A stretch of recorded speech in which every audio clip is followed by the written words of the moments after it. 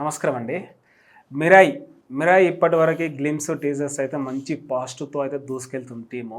So ఎలా ఉండబోతుంది cinema, ఎలాంటి టాక్ తెచ్చుకుంటా అంటే మీరు ఏం చెప్తారండి? ఒక్కటైతే రాసి పెట్టుకో, ఫస్ట్ ఓపెనింగే చెప్తా. ఫాస్టెస్ట్ హైలీ కలెక్టెడ్ సినిమాగా పుష్ప ఒక రికార్డు కదా, ఇది కూడా ఇంచుమించు అలాగే. పుష్ప రికార్డ్స్ అయితే బ్రేక్ చేయిస్తుందో లేదో నాకు తెలియదు, బట్ అంటే వీళ్ళు టికెట్ రేట్లు పెంచుకోవడం అడిషనల్ ఇవి లేవు, అందుకంటూ 1000 CR క్లబ్లో చేరి అందరినీ సర్ప్రైజ్ చేస్తుంది ఓకే మిరాయ్. ఈ సినిమా ద్వారా తేజ సజ్జా ఎక్కడికో వెళ్ళిపోతాడు. ఆల్రెడీ హనుమాన్తోనే ఇక్కడ ఉన్నాడు, ఇప్పుడు ఇంకెక్కడికో ఇట్లాగే చూడాలి, అక్కడికి వెళ్ళిపోతాడు. ఈ సినిమా ద్వారా శ్రియకి ఒక ఫిలింఫేర్ అవార్డు అయితే గ్యారంటీ, రాసి పెట్టుకో. నెక్స్ట్ ఈ సినిమా నుంచి తరువాత తెలుగు సినిమా ఇండస్ట్రీకి మంచు మనోజ్ రూపంలో ఒక మంచి విలన్ కూడా దొరుకుతాడు, రాసి పెట్టుకో. ఆయన నోరు కొంచెం కంట్రోల్లో ఉంటాయి. నిన్న కూడా ఏదో వాగాడు, అవసరం లేని వాగుడు అది యాక్చువల్గా చెప్పాలంటే. భైరవానికి కూడా అలాగే వాగాడు, వాళ్ళ అన్నని ఏదో అన్నాడు, అవసరం లేదు కదమ్మా. ఇప్పుడు వాళ్ళు నిన్నేమన్నప్పుడు నువ్వు అనొద్దు. నిన్నేమన్నాడంటే ఇండస్ట్రీలో పెద్ద పెద్ద తిమింగలాలు ఉన్నాయి, మా ప్రొడ్యూసర్కి బాగా తెలుసు. నీకెందుకు, ఆయన బాధ ఆయన చూసుకుంటాడుగా. మీ ఇంట్లో కూడా ప్రొడక్షన్ హౌస్లు ఉన్నాయిగా, సరే వాట్ ఎవర్. నోరు కంట్రోల్లో ఉంటాయి చెప్తున్నా, పద్ధతిగా ఉన్న నోరు కంట్రోల్. యాక్టింగ్ విషయంలో ప్రాబ్లం ఏం లేదు, భైరవంలో కూడా బాగానే ఇచ్చాడు, నెగిటివ్ షేడ్స్ బాగా చేశాడు, ఇందులో కూడా బాగా చేశాడు. మంచి చేసినప్పుడు చెప్పుకోవాలిగా.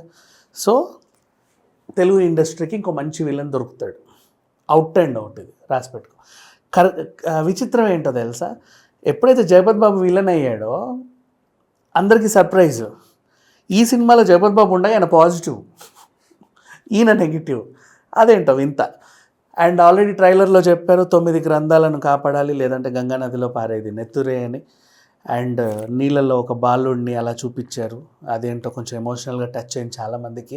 ఏ సినిమా అయినా సరే ఒక డివోషనల్ టచ్ ఇస్తే ఈ రోజుల్లో నెత్తిన పెట్టుకుంటున్నారు ప్రేక్షకులు, అది గుర్తుపెట్టుకోండి. అండ్ పైగా మనకి ఎప్పటి నుంచి అయితే అయోధ్య రామ మందిరం నిర్మాణం అయ్యిందో జై శ్రీరామ్ అనే పలుకు కూడా చాలా ఇదైపోయింది. అండ్ హనుమంతుడిని కూడా గుండెల్లో పెట్టుకుంటున్నారు. అలాగే జై హనుమాన్ వచ్చి పెద్ద హిట్ కొట్టింది, చాలామంది ఎమోషన్స్. ఇప్పుడు జై శ్రీరామ్ వస్తున్నాడు, ఇందులో రాముడు ఉన్నాడు డైరెక్ట్గా.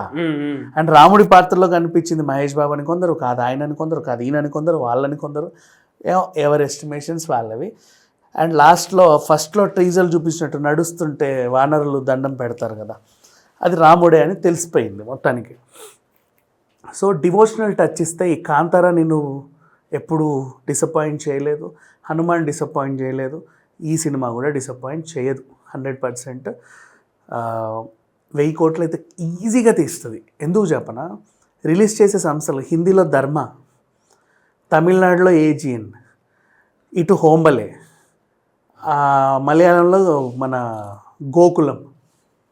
చూడు అసలు మొత్తం అందరు భారీ భారీగా, అంటే ఏదో ఉంది దీంట్లో, వాళ్ళకి తెలుసు డిస్ట్రిబ్యూటర్స్ అంత ఈజీగా రారు. సో ఆ రిలీజ్ని బట్టి నేను ఎస్టిమేట్ చేసి చెప్తున్నా, ఇది 1000 కోట్లు ఈజీగా వసూలు చేస్తుంది. సినిమా ఖచ్చితంగా పాజిటివ్ టాకే తెచ్చుకుంటుంది, అందులో ఎలాంటి ఇది లేదు.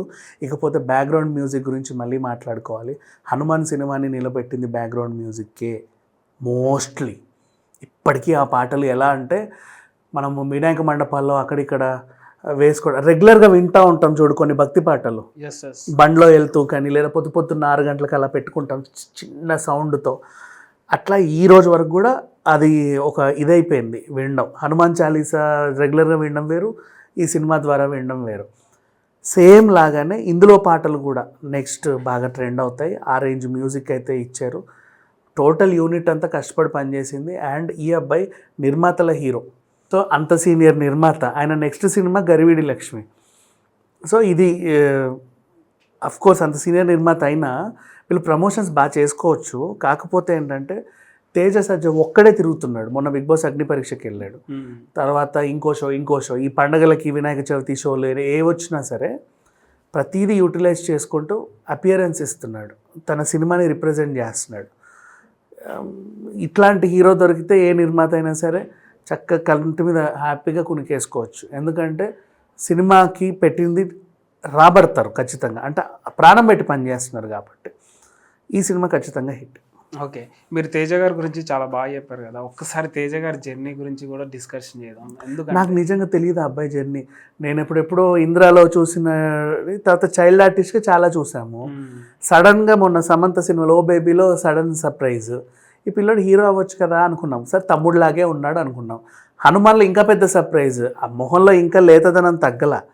నెక్స్ట్ నాకు ఎప్పుడు బాగా నచ్చాడు అంటే వెన్ హీ హోస్టెడ్, అసలు ఆ ఫిలింఫేర్ అవార్డ్స్ని హోస్ట్ చేయడం చాలా గ్రేట్. అది ఓ పక్క రానా ఉన్నాడు, స్పాంటనిటీగా మాట్లాడడం, లక్ష్మి, అనసూయ వాళ్ళంతా కూర్చొని చూస్తుంటే భలే భలే భలే భలే పంచులేసాడు నాన్ స్టాప్గా, భలే పేలాయి చెప్పాలంటే. సో స్పాంటనిటీ బాగుంది, ఎక్కడికో వెళ్తాడు ఇతను. ఈయనకి చాలా జర్నీలో కూడా చాలా ఇబ్బందులు కూడా జరిగాయి అనేసి ఒక స్టేజ్లో ఏడ్చాడు కూడా, ఎమోషనల్ అయ్యాడు. నాకు తెలియదు కానీ ఏమో, but I love him allot. చూస్తుంటాం కదా మనం, ఇప్పుడు మన కళ్ళ ముందే ఎదిగిన పిల్లోడు, తెలీదా ఏంటి అనేది, అట్లా నైస్ జర్నీ. ఓకే, మరో తెలుగు ఫిలిం ఇండస్ట్రీకి విలన్ రాబోతున్నారు అంటారు మంచు మనోజ్ గారు. పద్ధతిగా నోరు అదుపులో పెట్టుకుంటే బాగానే ఉంటాయి సినిమాలు, లేకపోతే పోతాయి. ఎందుకంటే నీ వల్ల ప్రొడ్యూసర్ ఇబ్బంది పడకూడదు. భైరవం కూడా అంతే, ఏదేదో అడ్డమైన వాగుడంతా వాగావు, నీ సొల్లు అవసరం లేదు అక్కడ. ఆ సినిమా కొంచెం డ్యామేజ్ అయింది. ఇప్పుడు ఇక్కడ అంతే, నువ్వు వెళ్ళి ఆ ఇండస్ట్రీలో తిమింగలాలు గిమింగలాలు ఆ ఊసర వెళ్ళి నీకెందుకే ఉంటాయి, ఆ ప్రొడ్యూసర్ చూసుకుంటా. నీకేమైనా ఇబ్బంది ఉందా? నీకు ఇబ్బంది ఉన్నా ఈడ చెప్పొద్దు. మనం ఎప్పుడైనా ఒక బ్యానర్ ముందు నిల్చున్నామంటే A to Z ఆ బ్యానర్ గురించే మాట్లాడాలి.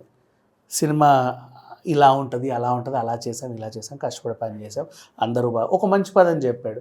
అవకాశాలు లేక నేనుంటే పిలిచే అవకాశం ఇచ్చాడు, బాగుంది, అంతవరకే మాట్లాడు. ఎక్స్ట్రాలు ఎందుకు నీకు? నీ పర్సనల్ ఇంటర్వ్యూకి నువ్వు కూర్చున్నప్పుడు నీ ఏడుపంతా ఏడు, నేను ఎవడూ వద్దండు. బాగా నటిస్తున్నప్పుడు అందరం మెచ్చుకుంటున్నావు, ఇంకా ఎందుకు ఈ పనికి మళ్ళీ పెంట అంతా అవసరం లేదు కదా. కంబ్యాక్ అచ్చిపట్టు వచ్చే ఛాన్స్ ఉందంటారా మరి? బాగా చేస్తుంది కంబ్యాక్. ఏంటి, ఆల్రెడీ భైరవంలో కూడా ప్రూవ్డ్, వెల్ సెటిల్డ్ పర్ఫార్మెన్స్, చాలా బాగా చేశాడు, నిజంగా చాలా బాగా చేశాడు. యాజ్ వెల్ యాజ్ ఇప్పుడు ఇక్కడ కూడా మన లుక్స్ చూస్తుంటే అర్థమైపోతుంది, హి డిడ్ వెల్. అలా కానీ ఆ జర్నీని అలా కొనసాగించు, నోరెందుకు. Thank you.